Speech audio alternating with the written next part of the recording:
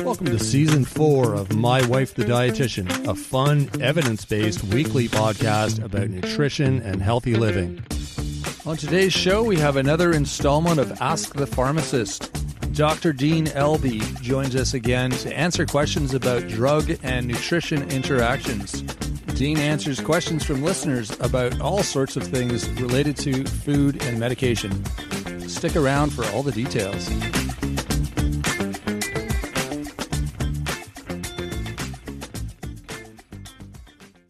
Enjoying the show? You can help others find it and enjoy it too by giving us a 5-star rating or review. If you feel like reaching out to us with a question or comment, you can send us an email at mywifetherd@gmail.com. And don't forget to visit our website at mywifethedietitian.com, as well as our social media pages. We're on Facebook, Instagram, and YouTube. Enjoy the show. Welcome to My Wife the Dietitian. Hello, Sandra. Hi, Rob. How are you? I'm good. I'm excited. We're getting to talk to Dean today again, and it's like the third installment of our Ask the Pharmacist with Dr. Dean Elbe. We should call it Stump the Pharmacist. I don't think that would happen. Well, that's what I mean. We should challenge people to send in questions, because Dean seems to, like, he doesn't even stumble with the answers. Like, he's just boom, and he's full of information. It's crazy how much that guy knows. Well, it speaks to his all those years and experience and expertise in the field. We got to work together. One of my first jobs, almost 3 decades ago. I hate to say not quite, but getting there. I can't even believe it. But I'm so glad that we connected again with Dean, because this is a really great resource for people. And I love that people are sending in their questions for the pharmacist. Yeah, it's really useful information. I didn't really understand the connection until now. That obviously now we've spoken to Dean a few times. I sort of get how complicated it is and how related it is to food, like your medications and supplements and all that sort of stuff. There's so many different things to know. Yeah, it's really helpful, useful, relevant information. Yeah, absolutely. Just even the timing, like medication administration timing, and your meals and your snacks, and if you can eat them with food or not, and what particular foods might interact with particular medication, and different aspects of health conditions that might be influenced by what you're eating, what medications you're taking. So it's just, yeah, it's like, I think we mentioned a few times, it's kind of like a big puzzle. And the pharmacist is a really kind of like a master coordinator, like the wizard behind the blinds. Yeah. They're kind of like the conductor, right? Putting all the pieces together in a way. Yeah. Yeah. It's pretty integral part of the whole system. And Dean's website, drugnutritioninteractions.com, is a very valuable resource for people to check out. And we'll link it in the show notes. Yeah. Yeah. There's all sorts of information there on everything related to what we're talking about today. So yeah, be sure to check that out. We'll link that in the show notes. So we should talk to Dean now. Let's bring him in. All right, here we go.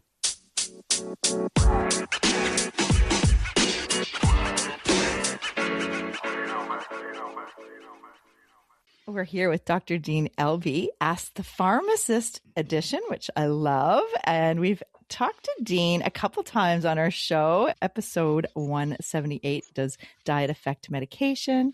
And then episode 184, people sent in their questions. And we had another episode with Dean, Ask the Pharmacist. So this is our third edition, Dean. Thank you so much for coming back on the show. Yeah. Hey, Sandra and Rob, great to be back. Thanks for having me back. And congratulations. You're over the 200 episode count now, I understand. So that's awesome. Yeah, we're getting up there. We're going into season 5, Dean, and as of January, which is crazy to think. That's fantastic. Yeah, I guess we like it. Yeah. And it's so funny when we were just chatting before we press record.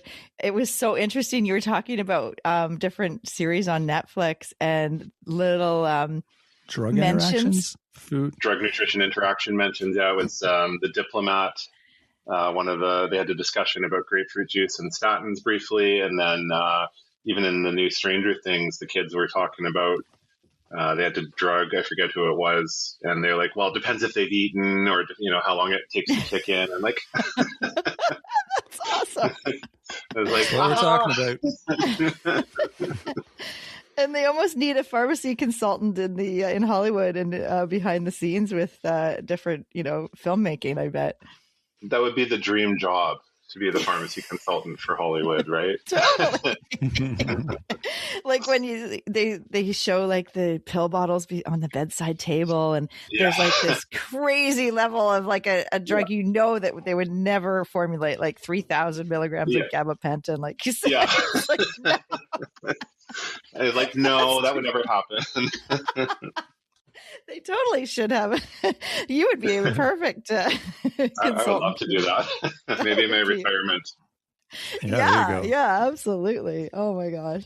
Okay, so we do have some questions from listeners. I'm so glad people sent them in. I'm going to just start. Well, I'll start with the first one. And are you ready for it? Okay, hit me. Okay.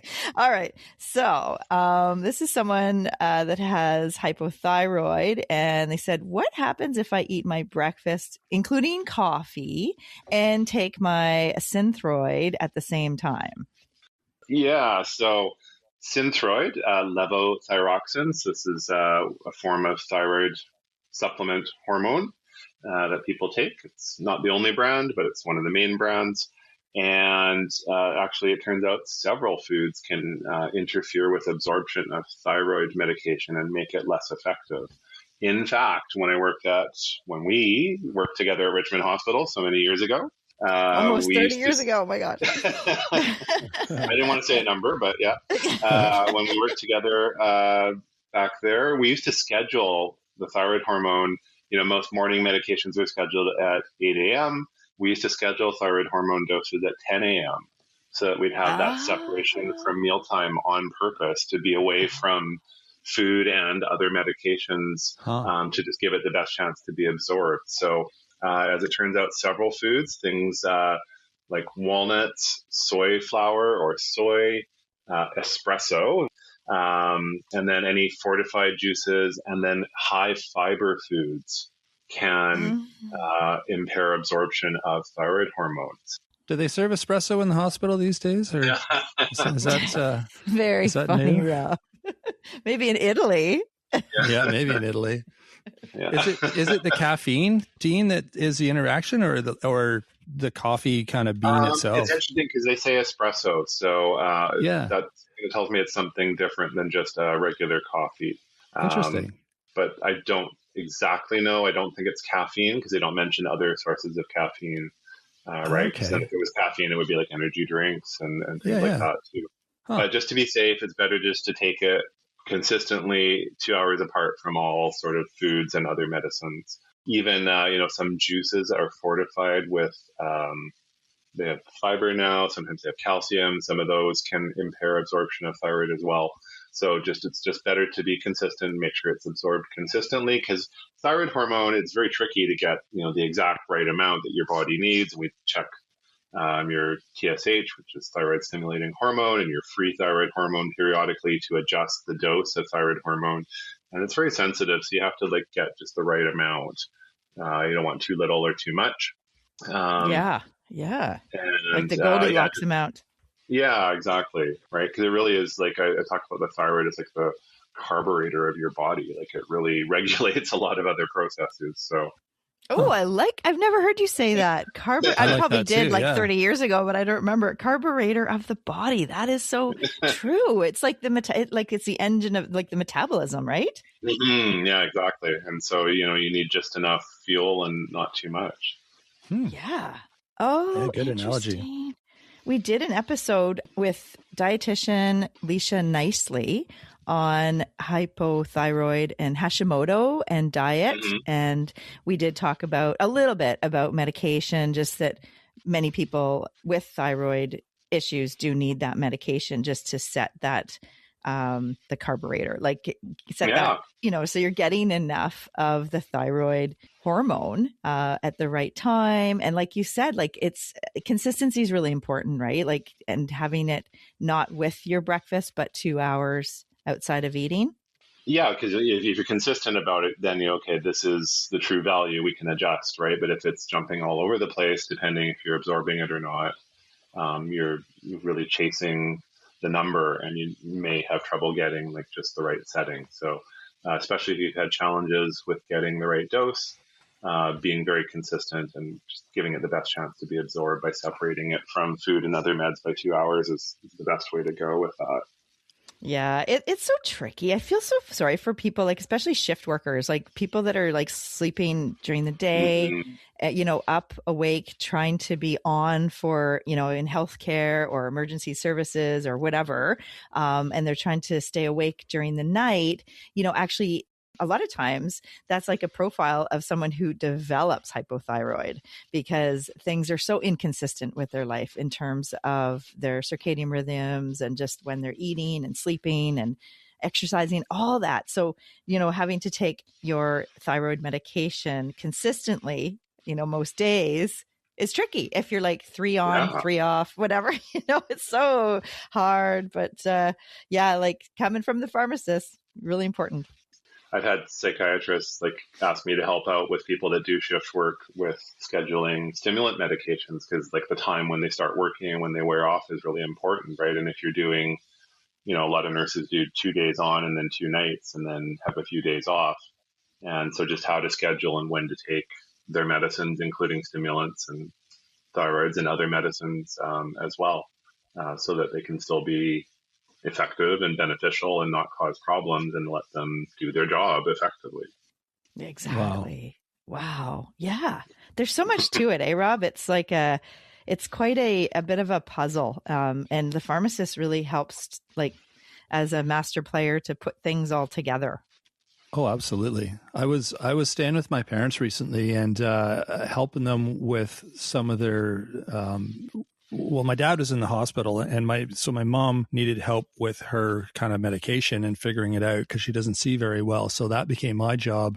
And holy man, certain pills in the morning, certain ones at lunch, other ones at dinner, and then another one at bedtime, and just figuring it all out and what goes where and what can't be mixed together. And some you have to take with food and some you don't. And yeah, it's tricky business.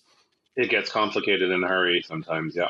Oh, yeah, for sure. So I get it. And how often are these types of interactions and issues with medications communicated to patients or clients or whatever we're calling them, if they're picking stuff up at the pharmacy? I assume you usually get an information sheet about what to do and what not to do, right, with your medications or... Mm-hmm. I think the timing when you take them is pretty standard part of medication counseling. But some of the finer details depend a little bit on health literacy and how able people are to hear this information, or if they have somebody with them that can help them understand and process it, or if they're highly health literate. And some of those details can get lost or not remembered, or some of the finer points, right, of taking it apart from food. It might say that on your little printed handout that you tear off your pharmacy receipt, but does it get remembered and put into practice and scheduled at the right time, right? So medication reviews for people taking multiple medications can help identify those issues and correct them. Yeah, I think people just assume that if someone's prescribing it to them, it's safe and they can just, there's no work involved for them. The doctor gave it to me, whatever, it's safe, I can take it whenever, but they don't read the fine prints and yeah. Yeah, that's interesting because it's both Rob and my parents are kind of late 80s, early 90s age. And recently we found out that my dad, he had been really sleepy during the day and he doesn't sleep well at night. But then they finally realized that he was taking his sleeping pill with his breakfast. Oh my God. I shouldn't laugh, but it's no wonder, and then it's I said to him, Dad, it's you were working shift work for the last few months because you were trying to it's so crazy. He was up all night. He couldn't sleep. And then, he was falling asleep in the day all the time. And it's it was partly to do with eyesight again, couldn't really see see the writing and didn't, he got the pill wrong or something. I'm not sure, but yeah, it makes a difference. I'm having to pull out the reading glasses even to read my prescription labels right now, because they used to be quite big, but one of the pharmacies, they have a central fill location. I think they have a different printer, and it's actually like kind of unreadable on the labels, right? So making sure those are readable. And, the other good thing for listeners, if you are struggling with multiple meds and timing, people may or may not know the pharmacies, most of them offer what's called compliance or bubble packing of medicines. You can get them put into a package that essentially has 4 different administration times each day. So morning, midday, dinner, and bedtime. And you can get like a week at a time. The pharmacist can package them such that, you do, if it's Monday morning, you come in, you push out the Monday morning blister, and those are your Monday morning medications that you take, and it can really simplify things. So you can ask for that from the pharmacies if people are struggling with, timing or making sure they adhere to their prescribed treatments. And the nice thing about the blister packing too is that you can see if it was taken. Like, I've taken a medicine, and about 2 hours later, I'm like, did I take my medicine? Yeah, exactly. Yeah. So you can go back and look at the blister and see that, yes, Monday morning has been pushed out and taken. So that's the other good thing. Oh, yeah. That's I think that is so beneficial for people. It's does it cost more, or I guess you have to set up a time to like get all your medications renewed at the same time? No, the pharmacies can do it. They fill like 7 or 14 days at a time, and they charge a dispensing fee, but it's set up for Pharmacare to, if you live in BC, for BC Pharmacare to have this dispensing because they know it helps. So they're willing to pay the extra fee to help make sure people take their medicine properly. Awesome. Okay. I think that's so usually there's valuable. no extra cost to the patient for doing this. And there's no age. Like, it's not like you have to be over 50 to have blister packs. Like, it can be any age, right? We have children in our program that have blister pack medicine. So yeah, no age requirement. Yeah. Okay. My parents just started those after I left, because we kind of insisted that they get on that. The problem is my mom, she's got macular degeneration, so she can't see, and she gets these things. And it's like, because I made the little pill boxes with big letters, I just took a magic marker and wrote on big letters so she could read it. But she's like, no, Rob, I can't read this anymore. I'm like, well, we'll have to figure something out. So I don't know if there's ones that are, visually impaired, friendly, or if she just gets used to the kind of the routine of it, I guess, because they tear off the bottom from left to right, I think is kind of how they work, right? And then you work your way up. I've certainly seen 7-day pill packs that have Braille on them, but that's not, that's for the blind, right? So they have the letter of the day, but they also have the day in Braille, but that's probably not quite what you're looking for. You want like big lettering, kind of big bold fonts. Yeah, I think it looked like it could work. It was just a different system that she had to learn. So I'm sure it'll be fine. But it's all these issues that you don't realize. Like, I spent most of my time problem solving, going, okay, you can't see, plus you can't remember everything super well. So we'll figure out a system, and it works. And then the next day you forget. So it's kind of like this, I had to be really creative with how we did things and systems that we set up. But it's tricky. I mean, aging, there's a lot of interesting issues that come up when people age, and it's constantly changing. You really have to stay on your toes and be creative with some of the problem solving. Yeah, and just the practicalities of day-to-day life. Yes. Never mind the pharmacology of these things, right? Totally. Oh, yeah. I know. Exactly. Oh my goodness. Okay. That was a huge tangent, but that's okay. We do have another question. That's what we do here. That's what we do. That's right. Exactly. It makes it more fun. It's all good. Life is all about. Yeah, it's value to the listeners too, I think, because there's so many people like in that sandwich generation where they are raising kids, or they're in their career, and then their parents are elderly and aging. And so they're having to kind of help both ends of the scale there. Yeah, for sure. So, yeah. Okay, another question came in, and it's about someone's on antibiotics. They probably aren't anymore because usually it's a short-term course. But anyways, so can I have dairy products? Do they interfere with my antibiotics?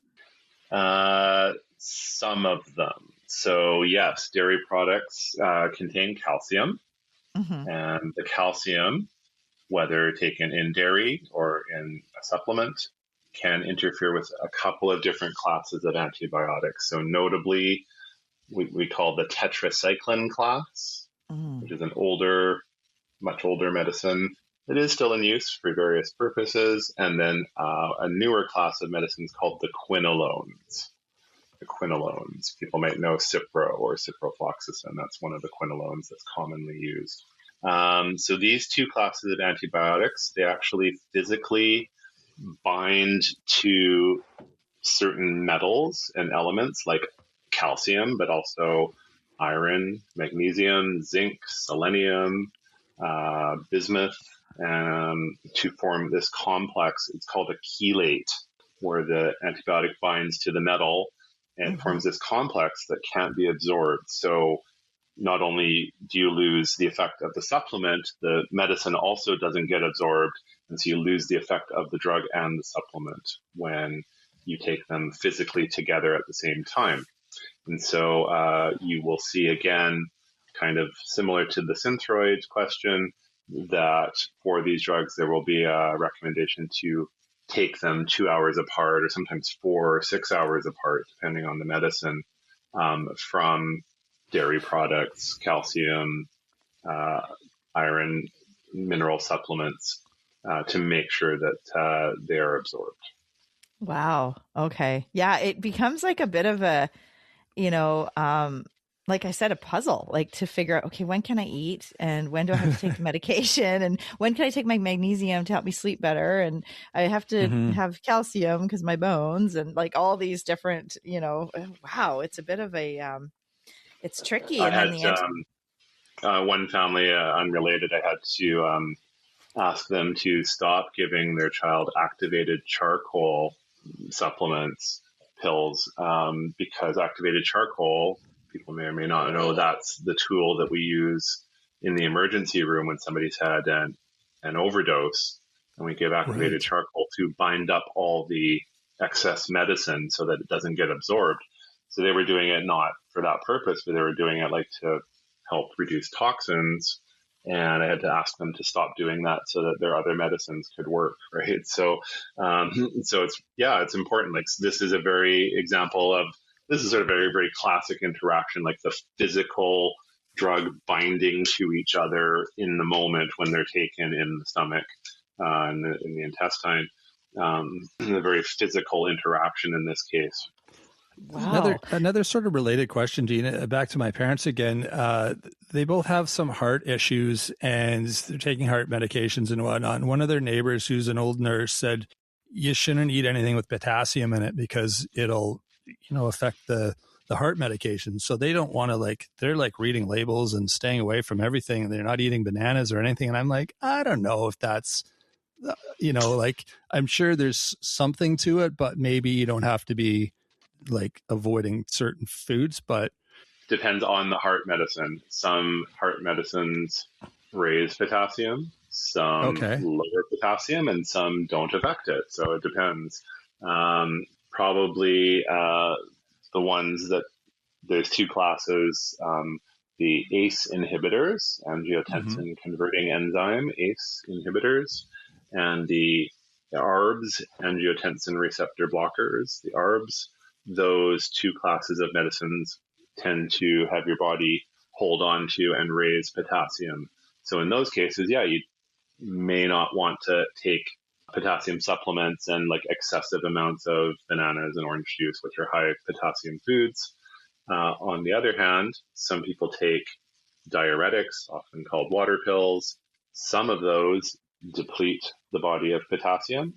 Other diuretics also hold on to potassium. So it totally depends. And then some people, would take, I don't know, let's say a beta blocker. It doesn't really affect potassium that much. So it totally depends which which medicine they're on, whether that is sound advice or not. And that's why, getting advice from a pharmacist about which class of these medicines are, and checking in with your doctor if you're concerned about potassium, because potassium is another nutrient element that is very critical to sort of be in the right amount. Too little and too much can cause heart rhythm problems. Wow, interesting. Yeah. And your dad started taking Lasix, which is a diuretic that actually reduces potassium, right? Yeah. So then for someone to say to him, well, you shouldn't eat potassium, like it's this, like you said, it's a very small window of opportunity in the blood range for potassium. They actually, don't they use potassium? Like that is actually what can stop the heart. Like if you have a real high amount that you take. Exactly. Yeah. Yeah. So it's a very small, like. But, he's on Lasix, but what else is he on? Is there something that is also counteracting the potassium losing effect, like an ACE inhibitor? And then maybe you're in balance, right? Yeah, probably. So it always depends. Yeah. Wow. Okay. Yeah. I'm sure they're getting this information. It's just my curiosity more than anything. Because I mean, you hear something like, oh, like in this instance, potassium. Oh, therefore you shouldn't eat any bananas ever again because they have a bit of potassium in them. But really, it's more like you shouldn't take a high dose supplement of potassium. That's the. I'm guessing maybe that's the potential danger, but people sort of go right across the board and say no potassium anywhere ever. And it just it's creating that fear, right? Yeah. When people were on, a diuretic by itself, one of the thiazide diuretics or Lasix, which is furosemide, this is a loop diuretic. Both of those cause potassium loss in the urine. And so a very common advice was have a banana daily. That'll give you potassium to offset those losses. But then as other meds come out with potassium elevating effects, other diuretics or these ACE inhibitors or ARBs, then it kind of can counteract the effect of diuretics sometimes, and maybe that is no longer relevant advice for that person.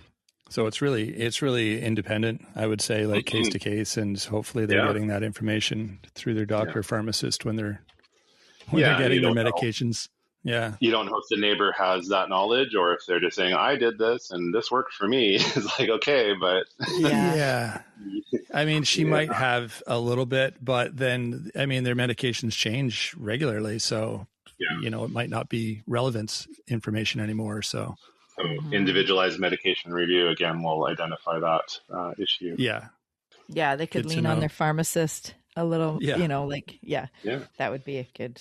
And in BC now, certainly pharmacists have more access to lab results. And when I was young and early in practice, we didn't have access to the lab results. So we were kind of left in the dispensary with the prescription and the patient and no information about what was going on with their labs. So now we can see those more readily. And in fact, some pharmacists, it's gearing up. They just changed the legislation. Now some pharmacists can actually order lab tests to monitor these things. I love that. Yeah, it's coming along. There's certain requirements you have to meet before you get that privilege. But more and more pharmacists are being permissions to order lab results. Awesome. Yeah, I think that's really good. Yeah, that totally makes sense. Well, we have more questions and I'm sure more will come in, but I think we should get you back in the new year and do another episode of Ask the Pharmacist with Dr. Dean Elbe because there's just so much. And I think because we started asking, we went on tangents here.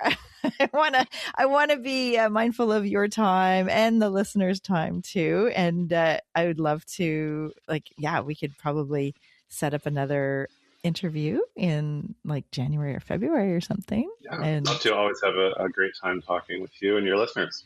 Yeah. Awesome. Yeah. So it's almost Christmas, or it's like the holiday season coming up here. And I didn't put this I didn't ask you before. And I know you've already given us a really awesome recipe for your potluck that you would share, but is there any, and that was in the summer. So maybe it's a little different, like pomegranate or something, or kiwi or something in the winter. What, are you guys having any, interesting, vegetable dishes or any kind of, so potluck? I would have to share the one my wife Lisha has made, and kind of we've perfected it over this the fall here. So we get those.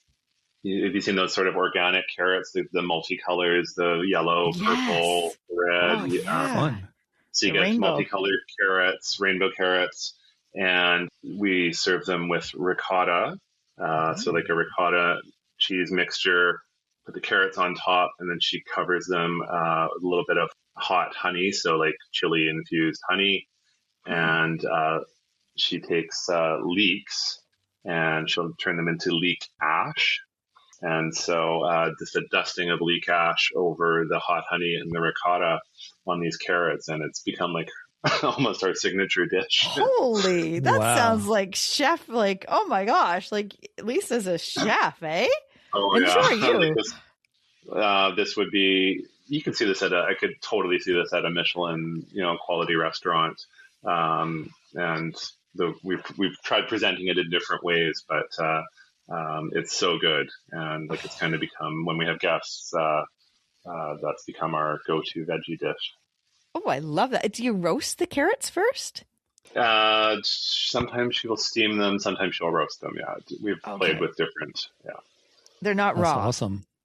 No, they're cooked. Yeah. Okay. Within the ricotta cheese is, it's kind of like bed a base, of ricotta. Right? Okay. Yeah, base. it's like a bed of ricotta. I'll send you a photo of one of the dishes. It turned out so good. So. And chili infused honey. Oh my God. It's almost like the sweet Thai chili sauce, but different.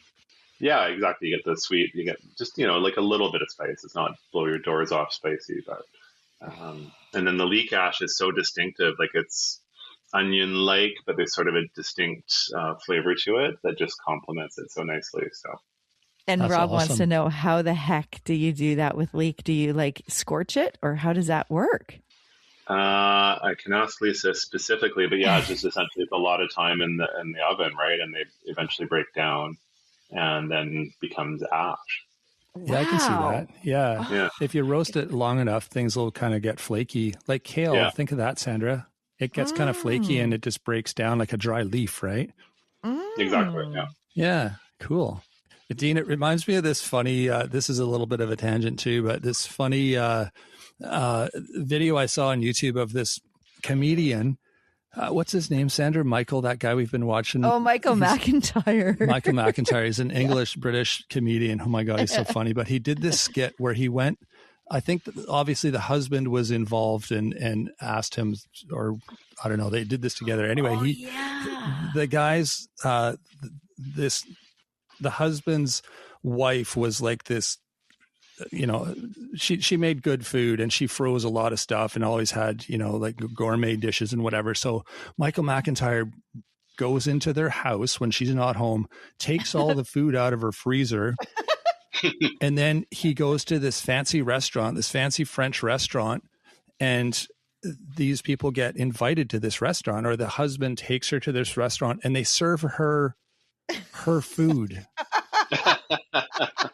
But they make it look like it's their food. It's like, oh, this special menu, and it's all the stuff that's from her freezer, but they present it so it's all fancy and gourmet looking, right? The chef wasn't allowed to augment it, like not to add anything to it, like other than a little garnish to dress it up, but they couldn't adjust the flavor. And they kind of like were, videoing them eating and getting their comments. And it was so funny because she's like, this is disgusting. Like, who would want to eat this? This is a fancy restaurant. I was rolling on the floor. It was so funny. And we'll maybe link it in the show notes, Sandra, because it's kind of a funny, little food related video, but it just reminded me of that. So funny. She liked some things, but then there was she said, why would they have the peas like this? I know, right? It was funny. And some of the things she's like, this is just like mine, the one that I make. I think mine's better though. So funny. Oh, so she's actually having her own meal served to her at the restaurant. Yes. Literally her own food from her freezer. Yeah. It's the funniest, most creative skit I've seen in a long time. It was just hilarious. Yeah. That was good. We'll definitely link that because that's like what, about 10 minutes or like 7 minutes? Yeah, or something? it's fun. So it's just funny. it's interesting to see how people are, how you react to food in a different setting. For one, I mean, you could do a whole thing on it, just the psychology behind it all and how it's presented. It makes it taste different, but in her case, she didn't like it as much, which is kind of funny. You think you'd like it more because it's in a fancy restaurant, but I don't know. It was interesting. That's awesome. Awesome. Wow. Well, thank you. And you have a great holiday season. It sounds like a delicious dish. The carrot with the ricotta cheese and the leek ash. Wow. And that's the only kind of seasoning. Like the leek is almost like a little bit of a spice or like a herb. That's oniony, but spicy, like a little bit spice. Again, nothing too crazy. Oh, and then we put a few walnuts on top as well. That sounds so festive and it's colorful too. Yeah, especially with the rainbow carrots, right? Oh yeah. Yeah. You could even I don't know if you've ever added sweet potato, just little bits of other vegetables, or it's just the carrots? We've only done just the carrots. Yeah. Love it. No, that sounds delicious. Wow. Okay. Well, thank you so much for joining us today, Dean. And we will, let's connect again. And we have more listener questions. So we're just going to take a few more episodes. Yeah, a regular. I like this Ask the Pharmacist. It's awesome. Happy to come on and talk about drug nutrition interactions anytime. Wonderful. Yeah. Okay. Well, nice to talk with you again. And we'll talk soon. Happy New Year. Sounds great. Happy holidays. Happy New Year. You too, Dean. Thanks again. Cheers. Another awesome episode with Ask the Pharmacist with Dr. Dean Elbe. Yeah, it's always fun. He's got so much knowledge, and he's also good at explaining it in a way that everyone understands.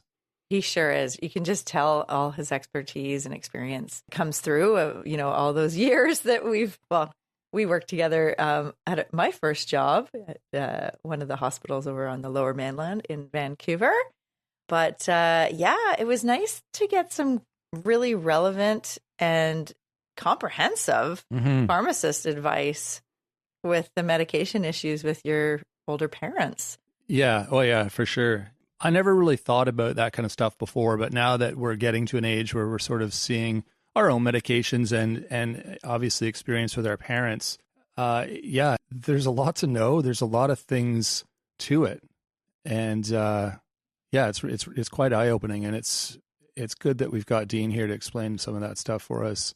Yeah. And I encourage listeners to send your question in. We have a few that we didn't get to today just because we kind of went on a bit of a tangent.